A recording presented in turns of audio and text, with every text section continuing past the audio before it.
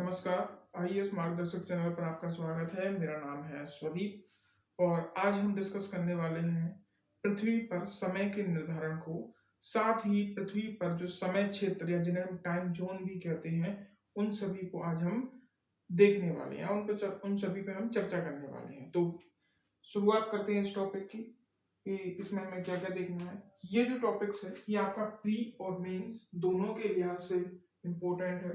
क्या-क्या इसमें हमें देखना है, तो हम पहले इनको देख लेते हैं कि हमें क्या-क्या इसमें देखना है। तो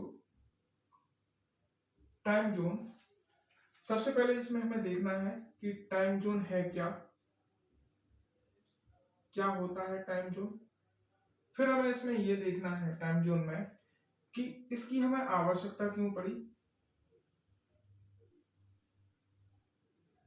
आवश्यकता क्यों? फिर मैं बात करूं तो इसका निर्धारण कैसे होता है?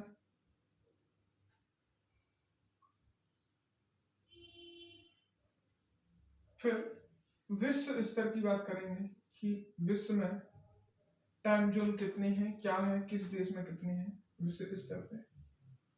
और फिर भारत में टाइम जोन। ठीक है, ये इतने इस टॉपिक के अंदर में इन टॉपिक्स पर डिस्कस करना है। अब इसके बाद भी हमें कुछ जैसे आवश्यकता क्यों पड़ी, तो इसमें आपको एक बात करनी पड़ेगी। हम बात करेंगे लोकल टाइम की कि लोकल टाइम क्या होता है। अगर निर्धारण की बात करें तो निर्धारण में हमें दो बातों पर ध्यान देना पड़ेगा। एक तो है जीएमटी और दूसरा है आपका इंटरनेशनल डेटलाइन आईडीएल। उसके बाद अगर हम बात करें भारत में आ जाएंगे तो भारत में हमें आईएसटी और दूसरे टाइम जोन की मांग।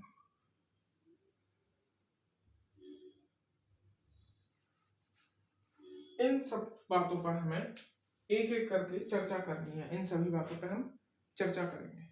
ठीक है, तो सबसे पहले हम जान लेते हैं कि टाइम जोन है क्या। टाइम जोन किसी क्षेत्र या किसी देश के द्वारा निश्चित वह देशांतर जिसका समय उस पूरे देश और क्षेत्र पर लागू होता है।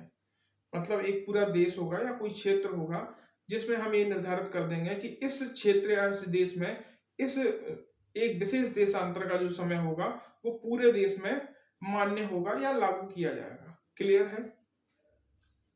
आगे चलते हैं। आवश्यकता क्यों पड़ी?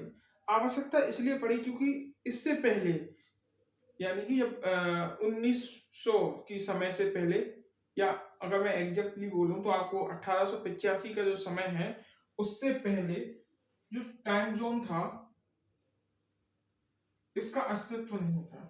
यानी कि सारे देशों का जो समय है वो उनके लोकल एरियाज के हिसाब से निर्धारित होते थे, इसलिए हमें आवश्यकता पड़ी। अब लोकल एरिया के हिसाब से निर्धारित होते थे, ये क्या कॉन्सेप्ट है? तो इसका कॉन्सेप्ट ये है कि लोकल टाइम, लोकल एरिया मतलब लोकल टाइम, सीधी सी बात। अब लोकल टाइम क्या है? किसी, जो ऐसे मैंने बताया ना, किसी स्थान से गुजरने वाली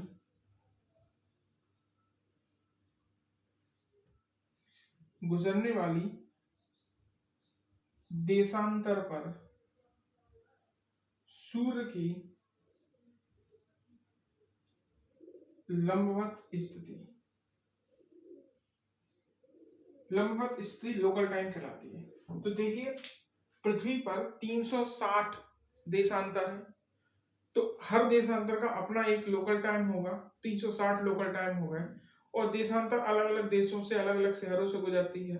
तो इस वजह से अब देशांतर भी होती है, तो देशांतर में भी थोड़ा बहुत अंतर होता है। जैसे भूमध्य रेखा पर इसमें 111 जो है 111 किलोमीटर का अंतर होता है, तो उसकी वजह से आप हर जगह पे अलग अलग लोकल टाइम होगा। तो इतना लोकल टाइम ये तो एक बड़ी समस्या हो जाएगी। अब जैसे भारत, जो कुछ देश है जो भारत से भी बड़े, छोटे देशों में तो दिक्कत नहीं होगी, लेकिन जिनका देशांतरीय विस्तार अधिक है, जैसे कि भारत को ही मान लेते हैं हम, तो भारत का जो देशांतरीय विस्तार है वो 29 देशांतरों में विस्तारित है। क्लियर। उसके बाद और भी भारत से भी बड़े बड़े देश हैं, तो उनका भी देशांतरीय विस्तार अधिक है। तो इन सभी देशों में आप एक टाइम नहीं लेके चल सकते। जैसे अगर मैं रसिया की बोलूं, तो रसिया का अगर पूर्वी कॉर्नर जो है, पूर्वी क्षेत्र है, वहां पे जब सूर्य उदय हो रहा होता है, तो उसका जो पश्चिमी कॉर्नर है वहां पे सनसेट हो रहा होता है। तो इस तरीके से तो काम नहीं किया जा सकता है ना, तो इसी वजह से हमें समय क्षेत्र की जरूरत पड़ी। ठीक। अब आते हैं आगे, इसका निर्धारण कैसे होता है। तो ये तो लोकल टाइम आपने समझ लिया। अब निर्धारण को समझने से पहले हमें कुछ और बिंदुओं पर चर्चा करनी पड़ेगी। तो जैसे कि आपका क्या है, जीएमटी, इसको बोलते हैं ग्लोबल मीन टाइम। ठीक है। इसे ग्रीनविच टाइमलाइन भी बोलते हैं या टाइम बोलते हैं, क्योंकि यहाँ ये जो है ना, ये आपका जो लंदन में स्थित जो ग्रीनविच वेधशाला है ना, ग्रीनविच वेधशाला, ये वहां से गुजरती है, तो इसको ग्रीनविच मीन टाइम या ग्रीनविच टाइम भी बोलते हैं, और या ग्लोबल मीन टाइम भी इसको बोला जाता है। ठीक है, ये दोनों क्लियर हो गए। इसका जो निर्धारण है ये 1885 में किया गया था। इसी समय पे एक आईडीएल, इंटरनेशनल डेटलाइन की भी कॉन्सेप्ट आया था। इसका कॉन्सेप्ट ये था, अभी आगे इसको थोड़ा सा और मैं बताऊंगा। इसमें क्या था कि इसमें इस लाइन, यानी पूरी पृथ्वी पर एक लाइन खींच दी जाएगी, जिसमें बताया जाएगा कि इस तरफ का जो पोर्शन होगा या इस तरफ जो भी देश होंगे, वे सभी एक मतलब इस तरफ ये तारीख को विभाजित करेगी। कहने का मतलब है कि ये तारीख को विभाजित करेगी। कैसे करेगी वो अभी आगे समझेंगे। बस इंटरनेशनल डेटलाइन, यानी कि यहाँ मान लो इस तरफ मान लो आज 20 तारीख है, तो अगर नया दिन शुरू होगा तो इस तारीख से शुरू होगा, यानी यहाँ से दिन शुरू होगा तो यहाँ पे इसका एंड होगा। ये इसको आप अभी ऐसे समझ लीजिए। ठीक है। ठीक, इसको ऐसे समझ लीजिए। अब थोड़े से हम आते हैं समय का निर्धारण कैसा होता है। अब इसको थोड़ा सा यहां से अगर आप समझ जाओगे ना, तो ये सारी चीजें एक साथ क्लियर हो जाएंगी। समय का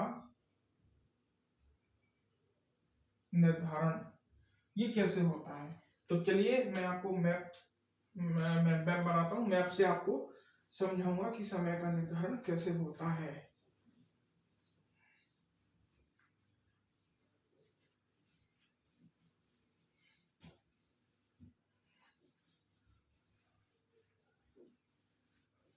अब जैसे कि मैंने आपको बताया है कि जीएमटी जो है, इसको इन्होंने जीएमटी जो माना है, जीएमटी का कॉन्सेप्ट, इसके द्वारा ये समय का निर्धारण करेंगे। इसको इन्होंने स्टैंडर्ड टाइम मान लिया कि ये जो टाइम है इसी के हिसाब से हम पूरी धरती का टाइम निर्धारित करेंगे। लेकिन क्यों ऐसा है, क्यों जीएमटी की क्यों माना, लंदन से निकलने वाली जीएमटी की क्यों माना, तो इसको मैं समझाता हूँ। थोड़ा सा मैप बन जाने दो।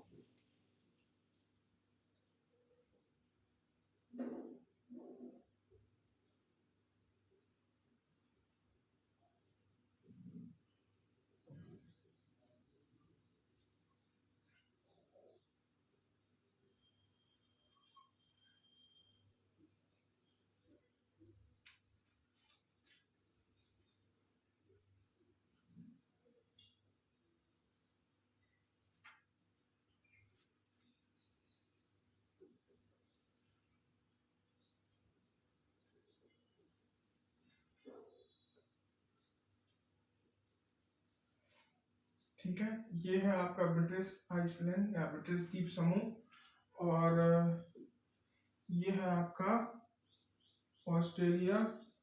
ठीक, उसके बाद यहाँ पे आ जाओ तो यहाँ पे ये है आपका अमेरिका।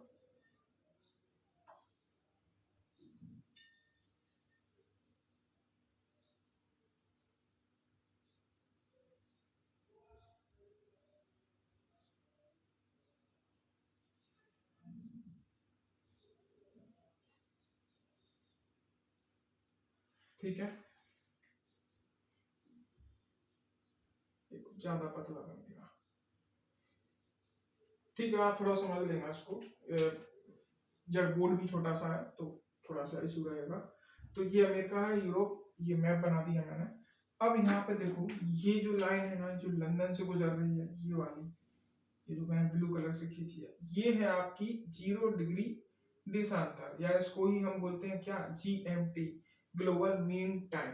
अब इसका लंदन से गुजरने का, इसी को मानने का क्या कारण था, तो वो मैं इसको एक बताऊं। इसको भी मानने का कारण ये था क्योंकि हमारी पृथ्वी गोल है और सारी देशांतर जब मिलती हैं तो वो एक पूर्ण वृत्त बनाती हैं, पूर्ण सर्कल, यानी एक टोटल सर्कल बनाती हैं।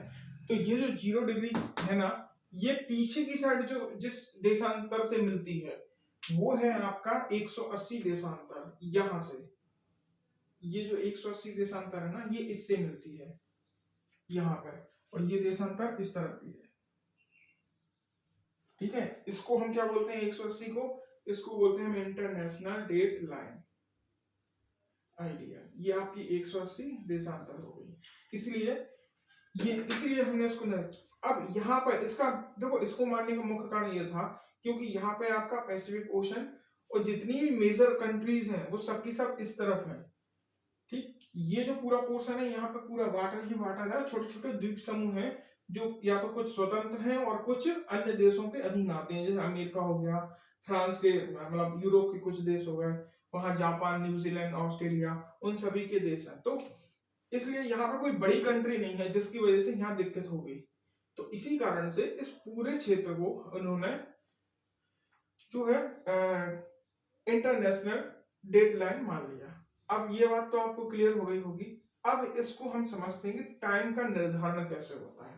तो टाइम के निर्धारण को समझने से पहले कुछ कॉन्सेप्ट समझ लो। वो कॉन्सेप्ट क्या है, ये देखो, सबसे पहले तो ये समझना है, ये जो आपकी इंटरनेशनल डेडलाइन है, ये इसमें आपका कुछ विचलन पाया जाता है। क्यों पाया जाता है, क्योंकि जो ये वाला रसिया और अमेरिका का यहाँ का जो पोर्शन है, ये रसिया का पोर्शन थोड़ा सा आगे है, और जो आपकी 180 डिग्री देशांतर है वो रसिया के साइबेरियन वाले एरिया से गुजरती है। तो इस वजह से क्या हुआ, इसमें इन्होंने इस प्रकार से चेंज किया। अब यहाँ पे आपके आइसलैंड है, अमेरिका के अधीन आते हैं, तो इस वजह से फिर इसमें विचलन आता है, इसको मोड़ दिया जाता है।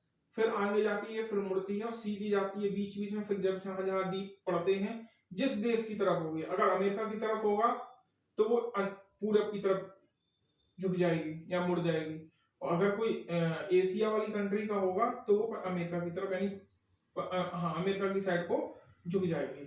ठीक है, तो ये कुछ इस तरीके से जाती हुई आगे चली जाती है। ठीक है, ये क्लियर है। अब हम चलते हैं कि ये समय का निर्धारण कैसे होता है। अब हमें पता है कि पृथ्वी अपने अक्ष पर, पृथ्वी अपने जो है धुरी पर 24 घंटे में एक चक्कर पूरा कंप्लीट करती है। ठीक, पृथ्वी है क्या, पृथ्वी गोल है। तो पृथ्वी का अगर मैं पृथ्वी को बीच से काट दूं, यानी एक सर्कल के रूप में कर दूं इसको ऐसे, इस तरीके से, अब ये जो रोटेट करेगी तो ये पूरा सर्कल घूमने में एक जो टाइम लगेगा, ये कितना हो गया आपका 24 घंटे। अगर हम इसको डिवाइड करेंगे कोणों में, एंगल में डिवाइड करेंगे तो कितने एंगल निकलेंगे, हमारे पास 360 एंगल ही निकलेंगे। 24 को हम 360 से डिवाइड करेंगे तो कितना आएगा 15, यानी कि 15 डिग्री, यानी कि इसके पृथ्वी को 15 डिग्री घूमने में कितना टाइम लगता है आपका, 1 घंटे का टाइम लगता है। क्लियर है। अब इसको अगर मैं मिनट में डिवाइड करूं तो कितना होगा मिनट, यानी कि इसको मैं 60 में कर लूं और ये जाएगा, तो एक देशांतर, 1 डिग्री देशांतर को घूमने में 4 मिनट का समय लग रहा है। क्लियर है, ये आपको क्लियर हो गया, इतने से इतना टाइम लगता है। अब यहाँ पे आगे आ जाओ, थोड़ा सा ध्यान रखना कि हमने जैसे पढ़ा था कि पृथ्वी पश्चिम से पूरब की तरफ घूम रही है, यानी कि सन यहाँ से निकलता है और पूरा यहाँ से चलता हुआ आता है और यहाँ जाके सनसेट हो जाता है। क्लियर है। अब ये आपको इतना कहानी क्लियर हो गई हो तो हम आगे चलते हैं। अब मैं मान लेता हूं इस वक्त समय का निर्धारण करना है, कैसे होता है ये अभी मैं एक टाइम फिक्स कर लेता हूं इसी से, यानी कि जीएमटी कैसे पूरी दुनिया में टाइम को निर्धारित करती है, इसको समझते हैं। तो अभी हम ये मान लेते हैं कि सन जो है वो जीएमटी पर है और अभी 12 बज रहे हैं, दोपहर के 12 बज रहे हैं। ठीक है, यानी कि सन यहां से आया और यहाँ पे जाकर रुक गया। अब यहां से आया है तो मतलब यहाँ की जो है आपका जो टाइम होगा इसमें प्लस होगा, क्योंकि अगर हमें इस तरफ का टाइम देखना है पूरब की साइड का, जीएमटी से जो ईस्ट की तरफ जो भी कंट्री होंगी उनका जो हमें टाइम देखना है, तो क्या होगा, क्योंकि 12 पीएम हो चुके हैं और सन इस तरफ से आ रहा है, तो अगर हम इस तरफ जाएंगे तो प्रत्येक 15 डिग्री 15 देशांतर पर 1 घंटा का टाइम ऐड होगा। फिर आगे जाएंगे, फिर 2 घंटे का टाइम होगा, हर 15 देशांतर पर टाइम ऐड होगा। और ऐसे ऐसे करते 5 6 और ऐसे ऐसे करते करते करते ये 12 टाइम जोन आता है। तो ये जो आपका टाइम है ना, यही है आपका टाइम जोन। अब इसको टाइम जोन ही क्यों कहते हैं, तो ये तो हो गया टाइम जोन। लेकिन अब जैसे मान लो किसी ने 1 डिग्री देशांतर के हिसाब से अपना टाइम निर्धारित कर लिया, तो वो 1 डिग्री का टाइम जोन होगा। किसी ने कहा कि हमने ये जैसे भारत है, भारत का कितना है, भारत का है 82.30 डिग्री। भारत का ये निकलता है, तो यानी कि 5.5 घंटे का अंतर पड़ रहा है, तो 5.5 जो घंटे का है, तो ये भारत का टाइम जोन हो गया। तो टाइम जोन देश के हिसाब से होता है, ठीक है, इस बात को आप समझिएगा। ऐसे ही अगर हम इस तरफ की बात करें तो इस तरफ क्या होगा, अभी यहाँ पर सन आया नहीं है इस तरफ, यानी कि 12 बजे नहीं है, तो यहाँ पर जो भी टाइम होगा वो 12 बजे के पहले का होगा, इस तरफ का जो होगा अमेरिका वाली साइड का। तो जब हम इसके समय का निर्धारण करेंगे जीएमटी से, तो क्या होगा, 12 के पहले का टाइम यानी कि 12 से माइनस करना पड़ेगा, तो हर 15 देशांतर पर आपका टाइम घटेगा। जितनी दूरी पे जाओगे आप उतना ही टाइम घटेगा, और ये आगे जाके ये भी -12 तक पहुंच जाता है। तो इस तरीके से पूरी दुनिया का समय का निर्धारण होता है। आई होप ये आपको समझ में आ गया होगा। ये 30 है, ये आपको समझ में आ गया होगा। अब आगे बात करते हैं विश्व स्तर पर। विश्व स्तर पर क्या पोजीशन है, तो विश्व स्तर की अगर हम बात करें तो जितने भी बड़े देश हैं, जैसे मैंने बताया था ना जितने शुरुआत में, कि जिनका देशांतरीय विस्तार अधिक है, जिनका देशांतरीय विस्तार अधिक है, उन सभी में कई टाइम जोन है।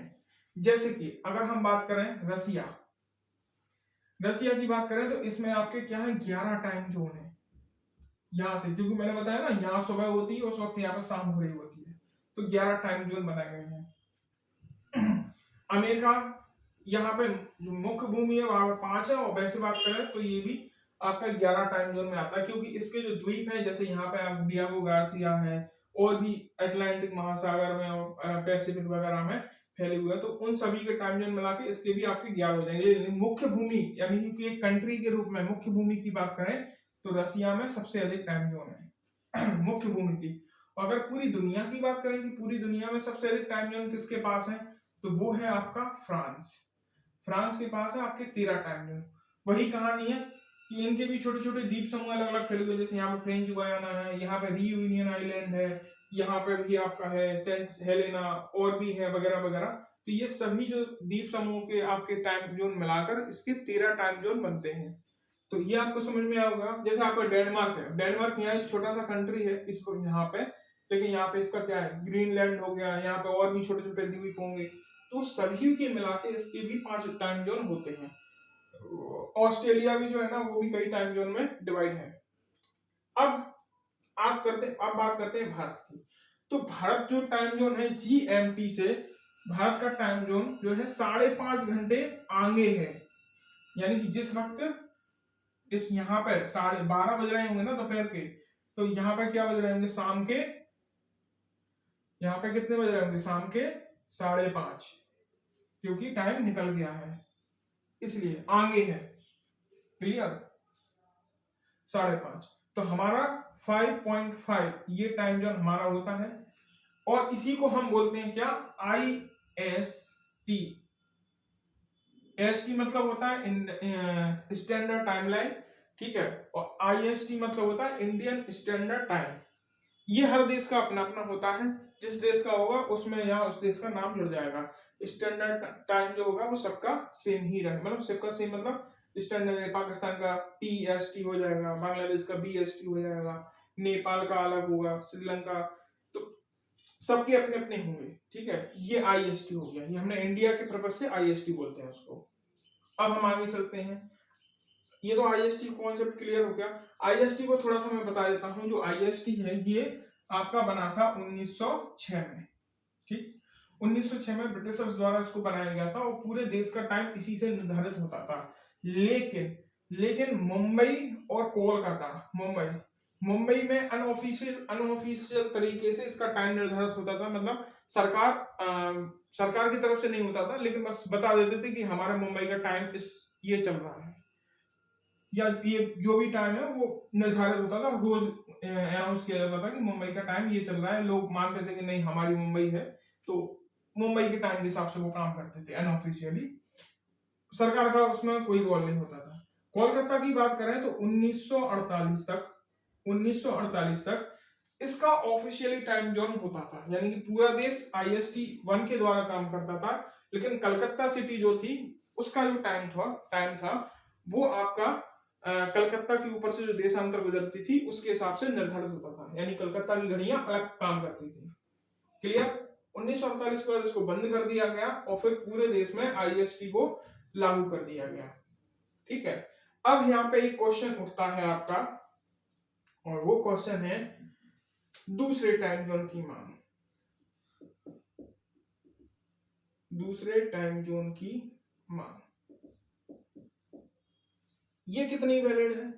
तो देखो, समय समय पर कई बार मांग की गई है कि 2 टाइम जोन होने चाहिए भारत में, कई बार मांग की गई है। जैसे मैंने आपको बताया ना, भारत 29 देशांतरों में फैला हुआ है। तो 29 देशांतरों में फैला हुआ है तो मतलब है कि भारत का इस वाले कॉर्नर और भारत का इस वाले, यानी पूरब और पश्चिमी कॉर्नर में 2 घंटे का अंतर है पूरा का पूरा। यानी कि जिस वक्त यहाँ पे मान लो 6 बजे सनराइज हो रहा है, तो यहाँ पे यानी कि आपका अरुणाचल प्रदेश में सुबह 4 बजे ही सनराइज हो जाएगा। तो सोचो कितने जल्दी का उठना पड़ता होगा। ठीक, तो इसी वजह से मांग चल रही है कि सर आप एक और टाइम जोन का निर्धारण कीजिए। सरकार से मांग बार बार की जाती है, लेकिन अब यहाँ पे हम थोड़ी सी बात कर लेते हैं कि सरकार टाइम जोन निर्धारित क्यों नहीं कर रही है, या क्या क्या इशू आ रहे हैं, उन सभी पे हम थोड़ी सी चर्चा कर लेते हैं। तो 2 टाइम जोन की मांग ये आपके मेंस के लिहाज से इंपॉर्टेंट है। तो चलो हम आगे बात करते हैं कि क्या दिक्कत है। सबसे पहले डिमांड क्यों है, मांग क्यों की जा रही है। मैं इसको थोड़ा मिटा देता हूं।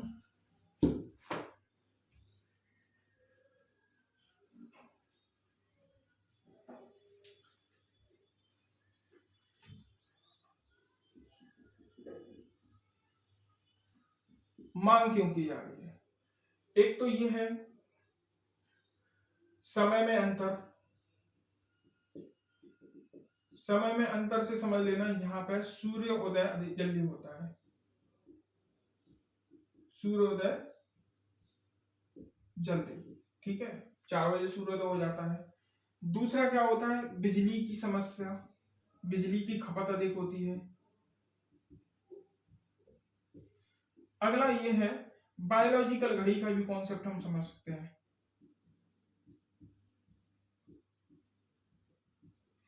बायोलॉजिकल घड़ी का कॉन्सेप्ट थोड़ा मैं आपको समझा देता हूँ क्या होता है। देखो, ये कॉन्सेप्ट सूर्योदय के साथ ही जुड़ा हुआ है। जैसे ही सनराइज होता है, हमारी शरीर की जो बायोलॉजिकल क्लॉक होती है वो एक्टिव हो जाती है और वो उसी के सन के साथ ही वो वर्क करती है। अब जैसे यहाँ पर सुबह 4 बजे सूर्योदय हो जाता है, तो सुबह 4 बजे वहां पर लगभग लगभग सब लोग जाग ही जाते होंगे, तो वो उठेंगे तो वहां से उनका काम शुरू हो जाएगा। अब चूंकि ऑफिस टाइम कितना है, 10 बजे का, तो ये 10 बजे यानी इनका जब 10 बजेगा तो उस वक्त लोकल टाइम के हिसाब से अगर हम बात करें तो लगभग 11:30 या 12 बज रहे होंगे, लगभग 11:30 के आसपास का 12 बजे का टाइम होगा। सोचो 12 बजे जब ऑफिस जाओगे और फिर वहां से आप लेट आओगे, तो आपका बायोलॉजिकल घड़ी की वजह से आप थक जाओगे, सीधी सी बात है, क्योंकि सूर्य के हिसाब से काम करती है। तो ये थोड़े से इन इश्यू के कारण भी मांग की जा रही है कि सर आप एक नया टाइम जोन बना दीजिए। दूसरी मांग ये है कि ऐसा भी नहीं है कि बड़ी कोई चुनौती हो, यहाँ पर रसिया का 10-11 टाइम जोन बनाए हुए हैं, ऑस्ट्रेलिया में 5 हैं, अगर मेनलैंड यूएसए की बात करें तो उसमें भी 5 हैं। तो इस तरीके से अगर बात करें तो ये भी कोई बड़ी बात नहीं है कि कोई नया कॉन्सेप्ट हो। इंटरनेशनल रूल्स के हिसाब से अगर हम बात करें तो अगर किसी देश में 1.5 से 2 घंटे के बीच का समय अंतर होता है, तो वो 2 time zone, multiple time zone रख सकता है, सीधी सी बात है। तो बायोलॉजी मतलब हमारा अंतरराष्ट्रीय भी कोई दबाव नहीं है, ठीक है। लेकिन अब सरकार के पास क्या चुनौती, अगर मैं ये तो हो गया, ये हो गया, अब थोड़ी सी अगर मैं इतिहास की बात करूं, इतिहास की बात, इससे पहले क्या इतिहास रहा है, तो भाई देखो इससे पहले क्या था कि बागान time zone, wagon time zone जो है ये लागू ही है तब से। और कलकत्ता वाला मैंने आपको बता ही दिया कि इससे पहले निर्धारित होता था, तो ये भी है। तो इसी वजह से ये इतिहास का हो गया, बागान टाइम जोन लगा हुआ है, यानी कि इस जगह के, यानी असम वाले रीजन के लोगों को, असम अरुणाचल प्रदेश वाले रीजन को के लोगों को उनसे बोला गया है कि आप आईएसटी से लगभग 1 से 2 घंटे पहले आइए काम करने के लिए, ठीक है। तो ये है। अब सरकार इसको लागू क्यों नहीं कर रही है, इसको थोड़ा सा आप समझ लीजिए। क्यों बागान टाइम जोन यही है कि उन्होंने मुझे बोला था कि अनऑफिशियल तरीके से कि बागान में काम करने वाले लोग हैं वो 2 घंटे पहले आ जाएंगे, लेकिन ये क्या है, ऑफिशियल नहीं है। लेकिन जैसे जो सरकारी ऑफिस वाले लोग हैं ना, उनको तो उसी टाइम से आना है, तो ये थोड़ा सा इशू रह गया है। तो लागू, अब सरकार के सामने चुनौतियां क्या है वो समझ लेते हैं हम। चुनौतियां, तो चुनौतियां क्या क्या है, तो पहली चुनौती तो ये है, पहली चुनौती तो ये है कि हम क्या आते हैं, भूमध्य रेखीय क्षेत्र में आते हैं, यानी उष्ण कटिबंधीय, सॉरी भूमध्य रेखीय नहीं बोलूंगा मैं इसको, हम आते हैं उष्ण कटिबंधीय क्षेत्र में, उष्ण कटिबंधीय क्षेत्र में आते हैं। तो ये वो क्षेत्र होता है जहां पर सूर्य की किरणें लगभग लगभग बराबर आती हैं, यानी कि सनसेट और मतलब साल भर समय जो है सूर्य अस्त और होने में और सूर्य उदय की जो समय है उसमें कोई ज्यादा खास अंतर नहीं आता, लगभग लगभग थोड़ा बहुत ही अंतर आता है, ज्यादा अंतर नहीं आता। एक कारण तो ये है। दूसरा कारण है सरकार की प्रशासनिक समस्या की, प्रशासनिक समस्या। तीसरा कारण क्या है आपका, संचार की समस्या, संचार समस्या। जैसे संचार समस्या मतलब जैसे आपका रेलवे हो गया और बस समय सारणी, रेलवे समय सारणी, उसके बाद आपका जो टेलीविजन का जो टाइम रूल है, टाइम है उसको सेट करना वगैरह, तो ये अन्य समस्याएं भी आपके साथ रहेंगी। तो ये सभी कारणों की वजह से सरकार अभी इस पर इसको थोड़ा सा होल्ड किए हुई है, ठीक। और एक कारण ये भी है आपका, बागान टाइम पहले से ही लागू है, मतलब अनऑफिशियल तरीके से अगर मैं बोलूं तो लागू तो है ही। सरकार ने बोल रखा है कि आप थोड़ा बहुत लेट आ सकते हो, मतलब लेट क्या जल्दी आना होगा आपको, तो ये काम, ये टाइम लागू ही है एक तरह से। यहाँ पे इसी टाइम जोन के हिसाब से लोग काम भी करते हैं, ऑफिशियली डिक्लेयर नहीं किया है। तो बस यही है आपका पूरा टाइम जोन और भारत में क्या टाइम जोन की स्थितियां हैं। लेकिन अगर मैं चुनौतियों की अगर थोड़ी सी बात करूं तो देखिए, प्रशासनिक चुनौतियां, संचार समस्या वाली चुनौतियां कोई बड़ी चुनौतियां नहीं है, क्योंकि रसिया, अमेरिका, ऑस्ट्रेलिया, फ्रांस ये कैसे मैनेज करते हैं, तो हम भी मैनेज कर सकते हैं, कोई बड़ा इशू नहीं है। तो हो सकता है, कोई बड़ा इशू नहीं है। तो सरकार क्यों होल्ड कर रखी है, वो सरकार के सामने जो चुनौतियां हैं सरकार विचार करके उसको लागू कर सकती है। तो ये एक अभी चर्चा में इसलिए भी रहा था क्योंकि सरकार को सुझाव दिया गया था कि आप यहां से, सरकार को सुझाव क्यों, हाँ ये चर्चा में क्यों रहा था उसको भी बता दूं। जो दूसरे टाइम जोन की मांग की जा रही है वो है आपकी 89 डिग्री 52 ईस्ट, 5 मिनट ईस्ट। ये जो देशांतर है ना, इसको देशांतर सेकंड आईएसटी बनाने की मांग की जा रही है, आईएसटी सेकंड ये बनाने की मांग की जा रही है। और ये टाइम जोन कहाँ कहाँ निर्धारित होगा, जो आपकी 7 सिस्टर है ना, ये पूरी कंट्री, ये पूरी स्टेट होंगे आपके 7 सिस्टर वाले, यानी कि ये जो असम और पश्चिम बंगाल, इसकी जो बॉर्डर है ना, यहाँ से ये निकलती है 7 सिस्टर और आपका अंडमान निकोबार द्वीप समूह, इन सभी में ये लागू होगा। क्लियर है? तो आई होप कि आपको ये पूरा समझ में आ गया होगा। अगर कोई चीज, किसी भी इशू आता है टॉपिक में, तो आप कमेंट बॉक्स में आंसर करिए, क्वेश्चन करिए, मैं उसका आंसर करूंगा। चलिए, तो मिलते हैं नेक्स्ट वीडियो में, तब तक के लिए थैंक यू। और वीडियो पसंद आया तो लाइक कर देना, शेयर कर देना, और कल मिलते हैं, चलो नेक्स्ट वीडियो में मिलते हैं, थैंक यू।